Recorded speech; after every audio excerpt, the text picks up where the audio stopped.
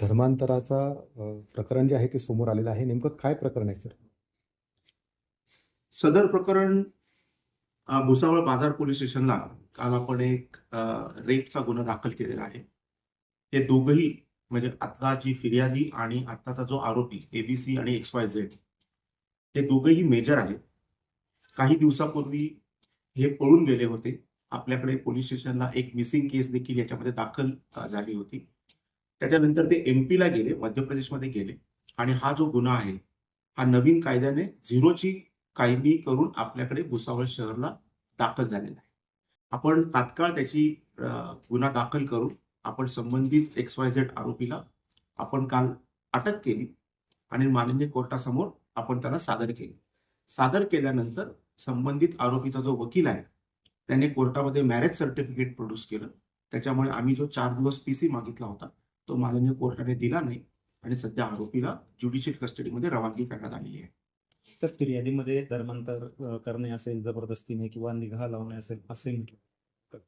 आता हे जे त्यांनी जे कोर्टामध्ये माननीय कोर्टामध्ये सांगितलं की आम्ही लग्न वगैरे झालेलं आहे ते आता तपासामध्ये व्हेरीफाय केलं जाईल. कारण ही सगळ्या ज्या काही घटना आहेत त्या मध्य प्रदेशमध्ये घडलेल्या आहेत. परंतु त्याची स्टार्ट इथून झाली म्हणून मध्य प्रदेश पोलिसांनी तो झिरोची कायमी करून आपल्याकडे पाठवलेला आहे. त्याच्यामुळे तपासामध्ये आपल्याला निष्पन्न होईल की त्यांनी लग्न केलं आहे किंवा कोणत्या पद्धतीने केलं आहे आणि त्याचं करंट स्टेटस, लीगल स्टेटस काय आहे. सर, तो विवाह सुद्धा बळजबरी लावण्यात आल्याचं एक सांगितलं जातं. फिर्यादीमध्ये असा काही उल्लेख आहे ते घालून ठेवण्यात आला.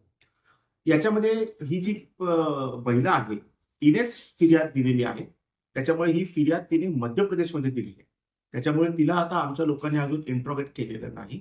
तिला तिच्याकडनं अजून माहिती घेतलेली नाही. तिच्याकडनं माहिती घेतल्यानंतरच आपल्याला क्लिअर होईल की मध्य प्रदेशमध्ये नेमकी घटना काय आहे, खरोखर लग्न झालेलं आहे किंवा नाही झालेलं आहे, कोणत्या पद्धतीने झालेलं आहे याचा उहापोह तिला इन्व्हेस्टिगेट केल्यानंतर जो हा कालच गुन्हा आपल्याकडे आलेला आहे येत्या काही काळामध्ये तो आपण तपासामध्ये निष्पन्न होईल.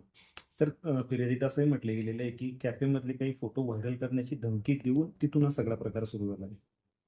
त्याच्याबद्दल अजूनही तपासामध्ये काही निष्पन्न झालेलं नाही. परंतु आता येत्या काही 1-2-3 दिवसामध्ये त्याचाही आम्ही तपास 100% करू आणि त्याच्यामध्ये देखील काही टेक्निकल एव्हिडन्स आमच्याकडे मिळतो का त्याचा देखील आम्ही 100% तपास करू आणि गुन्ह्याची कायदेशीर निर्गती करू. सर, आरोपीची पार्श्वभूमी काय आहे? तरुणीची त्याची ओळख कशी झाली काय?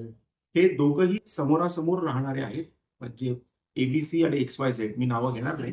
हे दोघंही एकाच मोहल्ल्यामधले समोरासमोर राहणारे मेजर सिटिझन्स आहेत आणि यातला जो आरोपी आहे तो चालक आहे आणि यातली जी महिला आहे ती 12वी झालेली आहे.